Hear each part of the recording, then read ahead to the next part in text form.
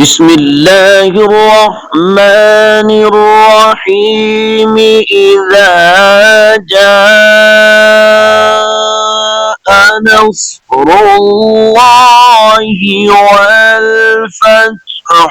ورأيت الناس يدخلون في دين الله أفواجا فسبح بحمد ربك واستغفره إنه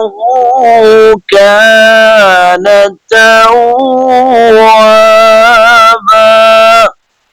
فسبح بحمد ربك واستغفره إنه كان توابا